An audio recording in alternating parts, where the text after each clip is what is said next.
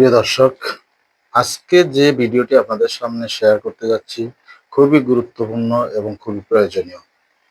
এই ভিডিওটি আপনারা দেখবেন এবং সাথে সাথে শেয়ার করে দেবেন যেন আমার আপনার মতো আরো মানুষ এই ভিডিও থেকে উপকৃত হয়।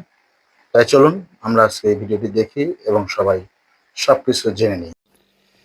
নাগরিকত্বের আবেদনে 7টি বড় ভুল।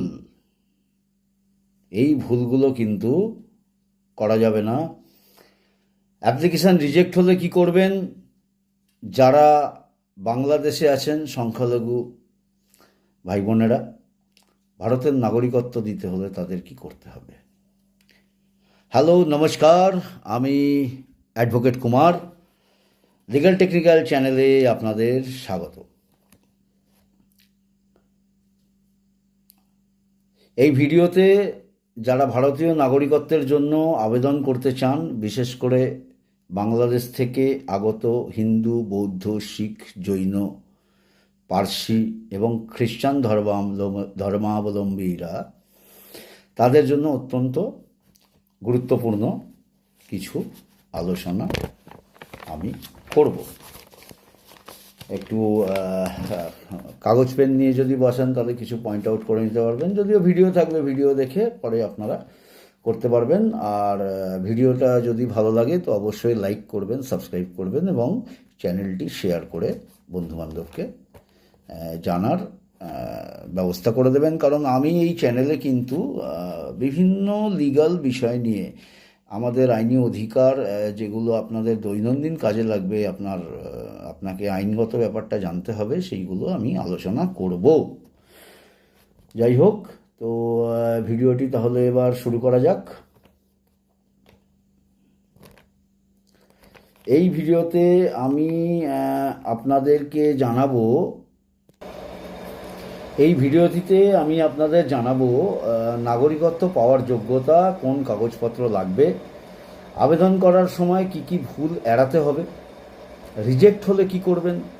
আপনি আবেদন করেছেন, অ্যাপ্লিকেশন করেছেন সমস্ত কাগজপত্র দিয়ে, তারপর অ্যাপ্লিকেশন কোনো কারণে রিজেক্ট হয়েছে, সেক্ষেত্রে আপনি কি করবেন, এবং হাইকোর্টে কখন রিট পিটিশন দায়ের করবেন, হাইকোর্ট পর্যন্ত আপনাকে যেতে গেলে কখন যেতে হবে। আর যারা এখনও বাংলাদেশে আছেন, ভবিষ্যতে কিভাবে প্রস্তুতি নেবেন সেটাও গাইড করব।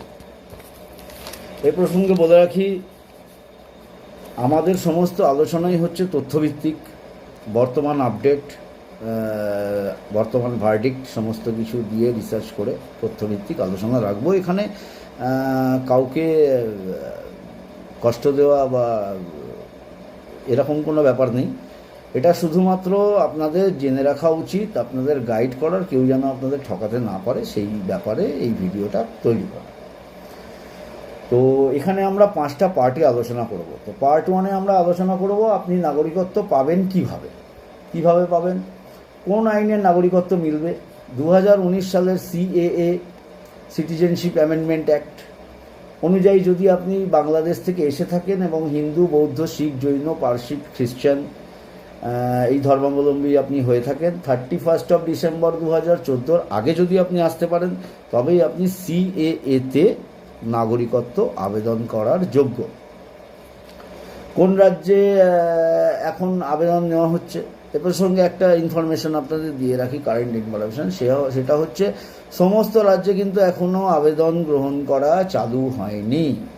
বর্তমানে গুজরাট, রাজস্থান, মধ্যপ্রদেশ, উত্তরপ্রদেশ, ছত্তিশগড়, দিল্লি, হরিয়ানা এটসেট্রা এই সমস্ত রাজ্যে কিন্তু আবেদন চালু হয়ে গেছে, প্রসেস চলছে।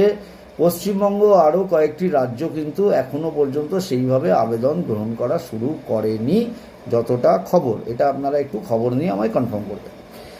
আপনি যদি এই রাজ্যগুলোর অধিকারী হন, অতএব যেখানে আবেদন নেওয়া হচ্ছে সেই রাজ্যগুলোতে যদি আপনি থাকেন, তবে অবশ্যই আবেদন করবেন। এবং সে রাজ্যে CAA-এর নাগরিকত্ব আবেদন প্রক্রিয়া এখনও চালু হয়নি, যেমন পশ্চিমবঙ্গ, সেখানে বসবাসরত বাংলাদেশ থেকে আগত বৌদ্ধ, হিন্দু, শিখ, জৈন, পার্সি, খ্রিস্টান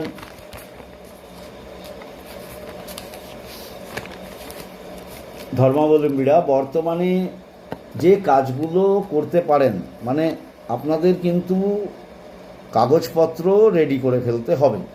এখন সময় আছে, যত তাড়াতাড়ি সম্ভব আপনারা আপনাদের কাছে কাগজপত্রগুলো কিন্তু একটা ফাইলের মধ্যে রেডি করে রাখুন। কী কী সেই কাগজপত্র? সমস্ত প্রয়োজনীয় নথি গুছিয়ে রাখবেন। বাংলাদেশি পরিচয়পত্র যদি আপনাদের থাকে অবশ্যই সেটা সংরক্ষণ করবেন, যেমন এনআইডি, পাসপোর্ট, বাংলাদেশের জন্ম সার্টিফিকেট, ভারতে আগমনের প্রমাণ, ট্রেন টিকিট হতে পারে, বাসের টিকিট, বা আপনি যে ঢুকছেন তখন যে সিল মারা হচ্ছে সেই প্রবেশের সিল, ধারাবাহিক বসবাসের প্রমাণ, আপনি যে ইন্ডিয়াতে এসে ধারাবাহিকভাবে বসবাস করছেন কিভাবে প্রমাণ করবেন, আপনার রেশন কার্ড এর বিষয়ে একটা এলিজিবিলিটি, যদি না থাকে বিদ্যুতের বিল, হ্যাঁ, স্কুল সার্টিফিকেট, হাসপাতালের কাগজ, এগুলো কিন্তু রেডি করে রাখবেন। ধর্মীয় পরিচয়ের প্রমাণপত্র, মন্দির থেকে একটা সার্টিফিকেট অ্যারেঞ্জ করবেন। যদি পুজো টুজো দিয়ে থাকেন তার ছবি তুলে রাখবেন। যদি এখনও এলটিভি লং টার্ম ভিসা না থাকে তাহলে অবশ্যই লং টার্ম ভিসার আবেদন করে রাখবেন। যারা পাসপোর্ট ভিসা নিয়ে বাংলাদেশ থেকে এসেছেন তাদের অতি অবশ্যই লং টার্ম ভিসার আবেদন করে রাখা উচিত। একটা জিনিস মনে রাখবেন, লং টার্ম ভিসা কিন্তু বাধ্যতামূলক। নাগরিকত্ব অ্যাপ্লাই করতে গেলে আপনাকে লং টার্ম ভিসা রাখতে হবে। অপেক্ষাকালীন বিকল্প ব্যবস্থা, প্রয়োজনে অন্য রাজ্যে সরানোর কথা ভাবা যেতে পারে, কিন্তু ওটা লিটিগেশনস বেড়ে যাবে, ওতে ক্ষতি হতে পারে, ওই চান্সটা নেবেন না একদমই। তবে সতর্ক থাকতে হবে, মিথ্যে ঠিকানা, হ্যাঁ, মিথ্যে ঠিকানা বা জাল ডকুমেন্ট দিলে আবেদন কিন্তু বাতিল হয়ে যাবে।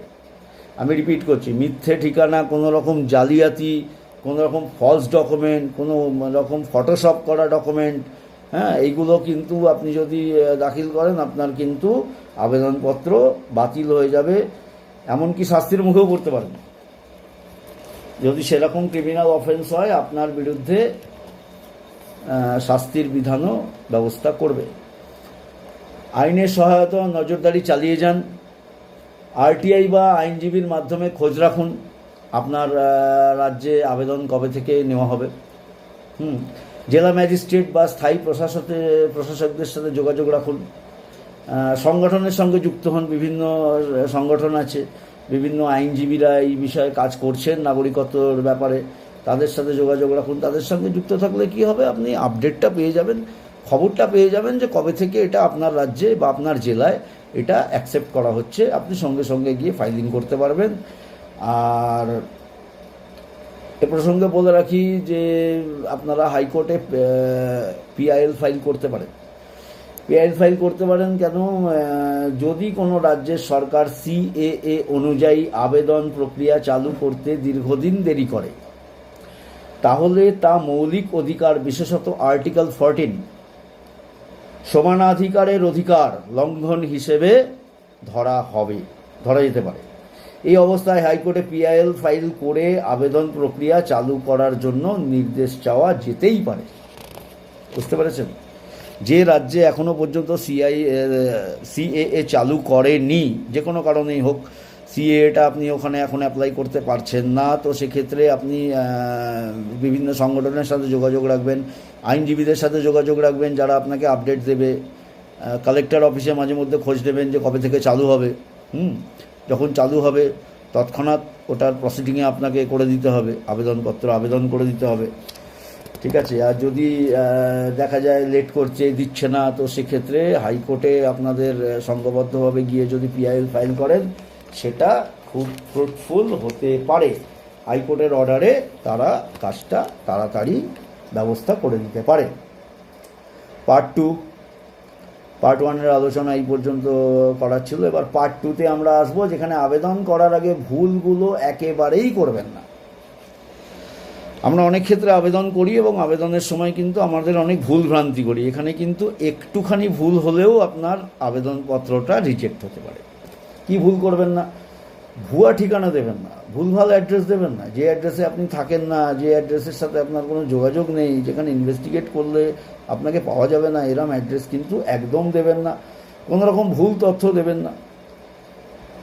ভারতে প্রবেশের তারিখ, নাম, কবে ভারতবর্ষে এসছেন, আপনার নাম কি, বাংলাদেশে কি নাম ছিল, এদেশে সেই নামই আছে কি না, বয়স সমস্ত তথ্য সঠিক দিন, একটাও ভুল থাকলে আবেদন বাতিল হতে পারে। সমস্ত তথ্য ঠিকঠাক দেবেন, সত্যমেব জয়তে, সত্য পথে চলবেন, সমস্ত ঠিকঠাক ডকুমেন্ট দেবেন, একটাও ভুল ডকুমেন্ট দেবেন না, কারোর প্ররোচনায় পা দেবেন না। জাল বা অগ্রহণযোগ্য কাগজ, হাতে লেখা বা ফটোশপ করা নথি অনেকে দিয়ে থাকে, ভাবে একটু ভালো দেখতে হবে, হ্যাঁ, কিন্তু এসব চলবে না, এসব দেওয়া যাবে না। সরকার স্বীকৃত প্রামাণ্য কাগজ ব্যবহার করতে হবে, যেটা গভর্নমেন্ট অ্যাকসেপ্ট করবে সেই পেপারস আপনাকে অ্যাকসেপ্ট করতে দিতে হবে। ভুল ক্যাটাগরি নির্বাচন করবেন না, এই জায়গাটাই কিন্তু অনেকে ভুল করে থাকেন। কেন বলুন তো? আপনি যদি হিন্দু হন তাহলে রিলিজিয়াস মাইনরিটি ক্যাটাগরি নির্বাচন করতে হবে, কিন্তু আপনি তো ভারতবর্ষে মাইনরিটি নন, বাট বাংলাদেশে তো আপনি মাইনরিটি, তাহলে আপনার রিলিজিয়াস মাইনরিটি ক্যাটাগরি নির্বাচন করতে হবে। অনেকে ভুল করে কিন্তু আদার্স নির্বাচন করে নেয়, সতর্ক থাকবেন। এই ক্ষুদ্র ক্ষুদ্র বিষয়গুলো কিন্তু পরবর্তীকালে ভুল হলে ভয়ঙ্কর আকার ধারণ করবে। পার্ট থ্রিতে প্রয়োজনীয় ডকুমেন্ট, বাংলাদেশি প্লাস এদেশের কী কী কাগজপত্র লাগবে সেটাও একবার আমরা আলোচনা করব, আপনাদের জানার সুবিধা। দরকার পড়লে একটু কাগজ পেনে লিখে রাখবেন। বাংলাদেশি নাগরিকদের প্রামাণ্য এনআইডি, পাসপোর্ট, বাংলাদেশের বার্থ সার্টিফিকেট, এগুলো প্রয়োজন হবে। ভারতে আসার প্রমাণ, আগেই বললাম, ট্রেন বাস টিকিট, তারপর আপনার হাসপাতাল, আশ্রমের আশ্রয় কেন্দ্রের রেকর্ড, কোনো আশ্রমে যদি থাকেন সেখানকার রেকর্ড, এগুলো সব কিন্তু ফাইল আপ করে নিন, ফাইল আপ করে রেডি করে নিন। আর ভারতে ধারাবাহিকভাবে যে আপনি বসবাস করছেন তার প্রমাণ হিসেবে যেগুলো অ্যাকসেপ্ট করা হবে সেগুলো হচ্ছে ration card, school certificate, electric bill, phone বিল, ভোটার কার্ড, ভোটার লিস্টটা সংগ্রহ করে নেবেন, যেখানে আপনার ভোটার লিস্টে নাম শো করছে ওটাও কাছে রাখবেন। ধর্মীয় পরিচয় প্রমাণ, মন্দির সনদ, মন্দিরের একটা সার্টিফিকেট দেবে আপনাকে, পূজার ফটো, ধর্মীয় দলিল, এইগুলো সব রেডি করে রাখবেন। লোকাল অথরিটি, কাউন্সিলর, এমএলএ যদি পারেন একটা সার্টিফিকেট নিয়ে রেখে দেবেন, কত বছর ধরে আপনি আছেন সেটা উনি সার্টিফাই করলে এটা একটা গ্রহণযোগ্য ডকুমেন্ট হবে। পার্ট 4, আবেদন রিজেক্ট হলে কি করবেন? সব কিছু দিয়ে আবেদন করেছেন, অনেকের হয়েছে, আবেদন করেছে, কারুরটা পেয়েছে, কারুরটা পায়নি। একই লোক একই ধরনের কেসে আবেদন করেছে, একজন পেয়েছে, একজন পায়নি, এরকম কেস দেখা গেছে। তো সেক্ষেত্রে কী করবেন? সেক্ষেত্রে আপনাকে প্রথমে আরটিআই করতে হবে, যে আমি আবেদন করলাম, আমার কেন এটা ক্যান্সেল হলো। এটা আরটিআই অ্যাক্টের মাধ্যমে আপনাকে লিখিতভাবে জানাতে হবে, ওরা জানাবে, তার উত্তর দেবে ওরা। জেলা ম্যাজিস্ট্রেট, কালেক্টরের কাছে পুনরায় গিয়ে আবার আবেদন করবেন, একবার রিজেক্ট হয়ে গেলে আবার গিয়ে আবেদন প্লেস করবেন, ঠিক আছে? প্রয়োজনে হাইকোর্টে যান, যদি রিজেক্টের আনসার দেখেন অফেন্সিভ আছে, অবশ্যই হাইকোর্টে গিয়ে রিট পিটিশন ফাইল করতে পারেন। আইনের দরজা আপনাদের জন্য সবসময় খোলা আছে, এটা ভাববেন না যে বাংলাদেশ থেকে এখানে এসেছেন বলে যে কেউ আপনাদের ওপর দাদাগিরি জুলুমবাজি করে বেরিয়ে চলে যাবে। ভারতবর্ষের আইন সবার জন্য, আর নাগরিকত্ব কিন্তু ধর্মীয় ভিত্তিতে নয়, আইনের ভিত্তিতে পাবেন। অতএব সবসময় চেষ্টা করবেন নিজেকে ঠিকঠাক রাখতে, কোনো রকম দুর্নীতি, 2 নম্বরি, ওই জাল ডকুমেন্ট, এইসব ব্যাপারে একদম দূর থাকবেন। কেউ বললে তাকে একদম ভাগিয়ে দেবেন বাড়ি থেকে, ও এসব এন্টারটেন করবেন না। এবার দেখুন, যদি আপনার মৌলিক অধিকার কোনোভাবে লঙ্ঘিত হয়, হতেই পারে,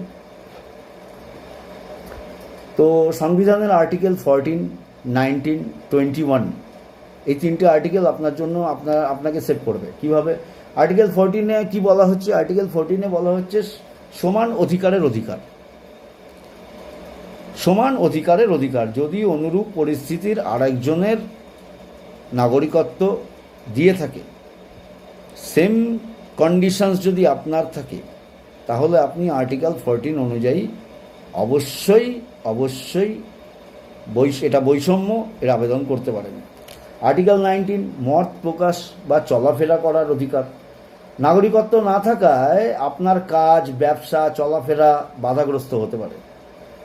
কেউ দাদাগিরি করতে পারে, বাংলাদেশ থেকে এসেছিস বেড়া, বুঝলেন তো, চলে এরম, আমাদের পশ্চিমবাংলায় চলে, এই দিকে চলে না। অন্যান্য জায়গায় তারা অত তাদের সময় নেই।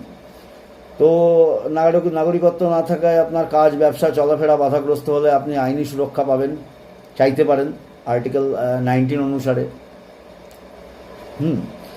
আর্টিকেল 21 কি বলছে? জীবনের অধিকার এবং ব্যক্তি স্বাধীনতা। আপনি রাষ্ট্রহীন হয়ে গেলেন, আপনি না বাংলাদেশের নাগরিক না ভারতবর্ষের নাগরিক, তাহলে আপনার রাষ্ট্র নেই, আপনি রাষ্ট্রহীন। এই অবস্থায় আপনার জীবন ধারণে বাধা পেলে এই অনুচ্ছেদ অবশ্যই প্রয়োগ করা হবে হাইকোর্টে, এবং আপনি আইনের প্রোটেকশন পাবেন। এইবার আসবো পার্ট 5। আমার কাছে আজকে প্রচুর ফোন এসছে বাংলাদেশ থেকে, যারা ওখানে খুব সংকটময় পরিস্থিতিতে আছে। দু তিনজন ফোন করেছিল, তারা তো বললো তাদের গ্রামের ঘরবাড়ি সব জ্বালিয়ে দেওয়া হয়েছে এবং তারা ভয়ে সেখান থেকে পলায়ন করে শহরে এসে একটা বাসা ভাড়া করে রয়েছে। রোজগারও সেই হিসেবে তাদের নেই, তাদের পাসপোর্ট নেই, তারা ভারতে আসতে চায়, সমস্ত রাস্তা তাদের বন্ধ। খুবই দুঃখজনক, খুবই মর্মান্তিক পরিস্থিতি। তো এই প্রসঙ্গে হয়তো বাংলাদেশ সরকার, ভারত সরকার এগুলো নিশ্চয়ই তারা আইবি মারফত তারা নিশ্চয়ই টের পেয়েছেন এবং নিশ্চয়ই কিছু ভাবছেন। কারণ সবার উপরে মানুষের জীবন, তাই না? তো সেটা করতে দেওয়া যেতে পারে না, সে আপনি পৃথিবীর যে দেশেই থাকুন না কেন। আর আমাদের ভারতবর্ষ বরাবর সত্যনিষ্ঠ দেশ। আমরা সবসময় দুর্বলকে রক্ষা করি আর দুর্জনকে আমরা প্রতিবাদ করি। দুর্বলের রক্ষা করো, দুর্জনের হানো, নিজের দীন নিঃসহায় যেন কভু না জানো, মুক্ত করো ভয়, আপনা মাঝে শক্তি ধরো, নিজেরে করো জয়। যাই হোক, যারা এখনও বাংলাদেশে আছেন, ভারতের নাগরিকত্বের জন্য বাংলাদেশ থেকে সরাসরি আবেদন করা যায় না, এটা পরিষ্কার করে নিন। আপনি একটা দেশে বসে আর একটা দেশের নাগরিকত্ব অ্যাপ্লাই করতে পারেন না। তাহলে আপনাকে কি করতে হবে? আপনাকে কতগুলো ধাপে ধাপে আস্তে আস্তে স্টেপ বাই স্টেপ এগোতে হবে। প্রথমে কি, একটা ট্যুরিস্ট ভিসা বা মেডিকেল ভিসা নিয়ে আপনি ইন্ডিয়াতে চলে আসবেন, ভারতবর্ষে এলেন। ভারতবর্ষে আসার পরই এখানে একটা লং টার্ম ভিসা অ্যাপ্লাই করবেন। যখনই লং টার্ম ভিসা আপনি পেয়ে গেলেন, সঙ্গে সঙ্গে নাগরিকত্বের অ্যাপ্লিকেশানটা করে দেবেন। সঙ্গে সঙ্গে পাবেন এটা বলছি না, অ্যাপ্লিকেশানটা করে দেবেন।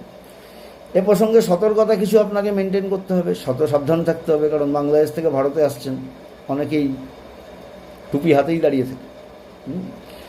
তো জাল নথি, অবৈধ অনুপ্রবেশ বা ট্র্যাভেল এজেন্টদের ফাঁদের থেকে দূর থাকবেন। ওরা অনেক সময় ভুলভাল বুঝিয়ে আপনাকে এদিক ওদিক করে ঠিক এনে ঢুকিয়ে দেবে, আলটিমেট ফেসে যাবেন। ওইসব কাজ একদম করবেন না। কিন্তু বর্তমান পরিস্থিতি কিন্তু খুব একটা অনুকূল নয়, প্রতিকূল ভাবাটাই বুদ্ধিমানের কাজ, এবং সেই হিসেবে সৎভাবে আসবেন। সবশেষে বলবো, নাগরিকত্ব পাওয়াটা যেমন আইনি অধিকার, তেমনি এটা একটা আইনি প্রক্রিয়াও বটে। আইনি প্রক্রিয়া ছাড়া আপনি নাগরিকত্ব পাবেন না। তো সেই জন্যে অবশ্যই কোনো উপযুক্ত কাগজপত্র এবং সব কিছু আপনাকে রেডি করতে হবে। একজন অভিজ্ঞ আইনজীবী, এই বিষয়ে যারা কাজকর্ম করেন, যারা বিষয়টা বোঝেন, জানেন। সবাই জানেন না, আইন একটা মহাসাগর, সবাই সব সেক্টরে কাজ করেন না। তো যারা জানেন, এরকম আইনজীবীর পরামর্শ নিয়ে চলুন। আর কি বলবো, ভিডিও বেশি বড় তো আমি করি না, এগুলো একটু বড়ই হয়ে যাচ্ছে। তো যাই হোক, শেষ করব। ভালো থাকবেন, সুস্থ থাকবেন, সতর্ক থাকবেন। ভগবান আপনাদের পাশে আছে, ভগবান আপনাদের ঠিক সেভ করবে। আপনারা খুব বেশি চিন্তা করবেন না। এই নিয়ে এই ভিডিও শেষ করব। ধন্যবাদ। জয় হিন্দ, বন্দে মাতরম, ভারত মাতা কি জয়।